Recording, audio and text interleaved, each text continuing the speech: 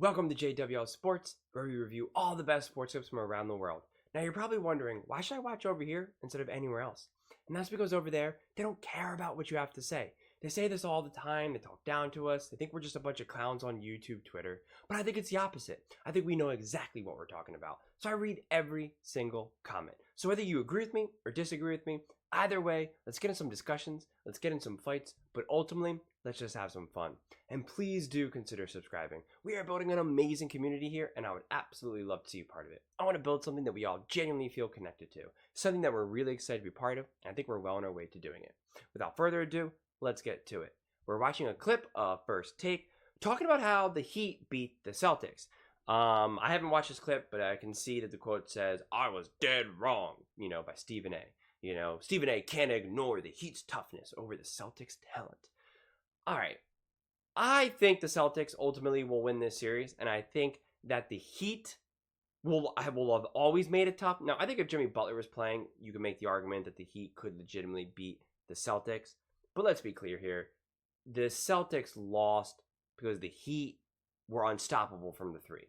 They have made a historic number of threes for themselves, and that's just not the norm. They don't normally shoot the ball like that. And so when that happens, when you win in that type of way, that is more of an exception to the rule, more of an outlier. So, this idea that we should be shocked when a team is knocking down every single three that they ended up winning,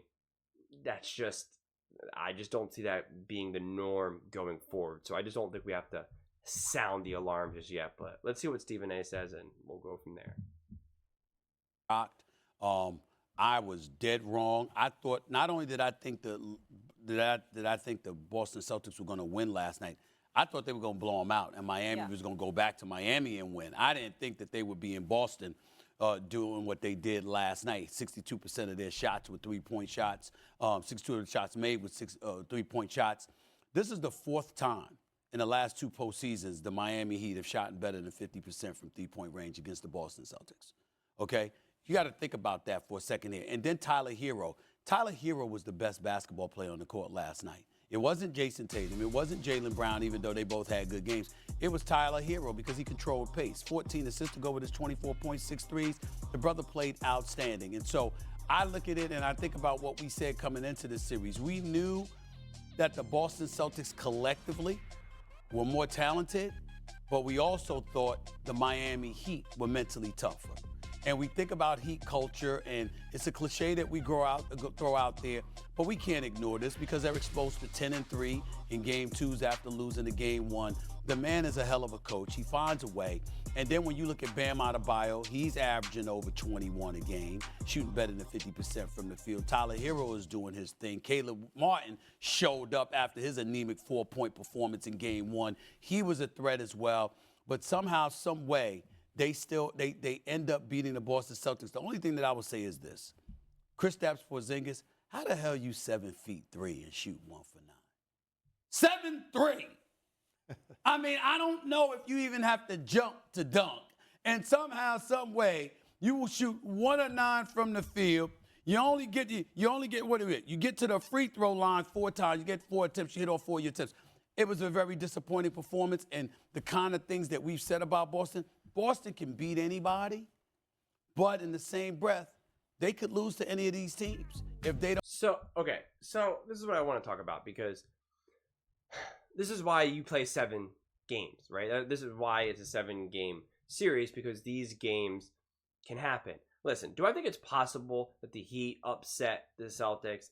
I do, but I think it's unlikely. I think the Celtics will end up ultimately winning this series, especially with Jimmy Butler not playing. But what has always been an issue for the Celtics is that, and I love Jason Tatum and Jaylen Brown for that matter, but the truth is that they aren't dogs, right? They don't have that Mamba mentality, that killer instinct. When things are starting to get a little squirrely, when, Tyler Hero is kind of rolling, for whatever reason, both Jason Tatum and Jaylen Brown lack this ability to say, all right, give me the ball. I got to get a bucket. Actually, the next 2 possessions, I'm going to go get a bucket, and I'm going to stop this bleeding, or I'm going to keep us close, like Jamal Murray did against the Lakers last game. Not like throw away the buzzer beater winning shot, but he's still in, near the end of that game in the last few minutes. He went and said, I got to score to keep us in this game, and he was able to do it. And Jokic similarly, where he just was able to back down, AD pretty effortlessly. And that is something that Jason Tatum and Jaylen Brown lack. And I don't know if it's a personality. I don't know if it's a coaching thing at this point, if it's a youth thing. I really don't know. But I do know, listening to KD talk about this, and he was talking about, Jason Tatum. And it was actually Jason Tatum, I think, talking about what KD said to him when they were in the Olympics together when they won. KD was pretty much saying to, Tatum, like, bro, like, you're the leader of you're the one that has to lead the way. Like, you're the young one. You got the young legs. Like, this is you. This is your time. And Jason Tatum was, hesitant with regards to that, like KD really needed to push him and be like, come on. And Jason Tatum kind of shared where it was like really awesome to be like, wow, this is KD telling me like, I'm here, like I'm the guy, and it was just like a profound moment for him, and at that point it made sense because it was a few years ago. He was still pretty young. Now Jason Tatum is at that age now where, and I've always made, I don't want to say excuses, but I've always gave the explanation that there's a reason why it takes a long time for these guys to really come into their true prime. And you don't see these guys winning when they're 23, 24, 22. Like it's not until they've turned 26, 27, 28, when they're, a lot more mature and been in the league for a while, by the time they finally start to win and can literally really step up in the playoffs consistently. We've seen that over decades of watching the NBA. And Jason Tatum is still at that fine line now where he has a lot of playoff experience. And he is mature and he is older. And it's like, you're at the point now where it's kind of like, come on, man, this is up for you. Like, Tyler Hero can't, Stephen A can't, you can't ever put Stephen A in a position to ever make that statement that Tyler Hero was the best player on the court. Now, I understand that's going to happen from time to time. Sometimes Steph Curry is the worst shooter on the court, and we all know that he's not the worst shooter, right? There's times that he shoots terribly, and you're like, okay, well, that doesn't mean he's a terrible shooter now. But it just seems to be too common of a theme to a degree for the Celtics, specifically Jaylen Brown and Jason Tatum. I don't think it's choking. I don't think it's lack of talent. I don't think it's lack of, abilities. I don't think it's lack of caring, lack of practice. I don't really know what it is. I think it's just potentially a lack of consistency. That is what makes these players, the great players, the elite players, so great, is their level of consistency. Of course, every single player is going to have a bad game. Michael Jordan, LeBron James, Magic Johnson, they're all going to have bad games. They're all going to show up small in big moments. It's just going to happen. But what makes those truly great elite players is that they show up and can perform at a very high percentage. It's not 100%, but maybe it's 95%. Maybe it's 90%. I don't really know, right? Like I don't have these numbers, these hard numbers. And that's why when you have some of these other players who are pretty good and have moments like a Klay Thompson, for instance, who can go off in a quarter, go off in a game, can literally win you a championship, but he can't do it at the same rate as a Steph Curry, as a LeBron James, as a Michael Jordan, as some of these other truly, truly next level greats. That he can reach some of those peaks, but not at the same volume, at the same level of frequency, but not low enough where he's like now considered a Tobias Harris. Like a Tobias Harris can ball out in a game, maybe like once every 10 games or something. And he can have a game where he puts up 30 points and you're like, oh, Tobias Harris. And people always say, if only he could do that more regularly. And it's like, he can't. Because if he could, he would. And if he could, then he would be elite. He would be a Hall of Famer. And he's not. You have some players that are in the league and they can't reach high peak levels. They just can't. No matter how hard they try, they will never, ever, ever score 25 points in a game. No matter what, they do not have it in them. But they're pretty good. They can put up 10, 15 points consistently, and there's going to be a place for them. And you know what? They can be part of a championship winning team, and you need a player like that. Then you have other players that can put up 25, 30 points, a 40-point game, a 50-point game, something insane. But they can only do it once in a while. You can't depend on them. And then you have these other players who are obviously, as I said, can do it all the time. You know, if LeBron James wants to get 50 points, he can get 50 points. And then you now slowly start to work your way down through the spectrum. And so that's what I think you have like a Jason Tatum or Jaylen Brown is. They're not that elite. They're not on the levels of the LeBron James of the world, which is not the fairest, comparison because he is indeed one of the greatest players to ever play. But just bear with me for that, since he is at the top of the spectrum. And they're not a Tobias Harris, and they're better than a Klay Thompson because they can do these peak levels more consistently, but not as consistently as you truly need to really lead your team to the ultimate goal of winning a championship.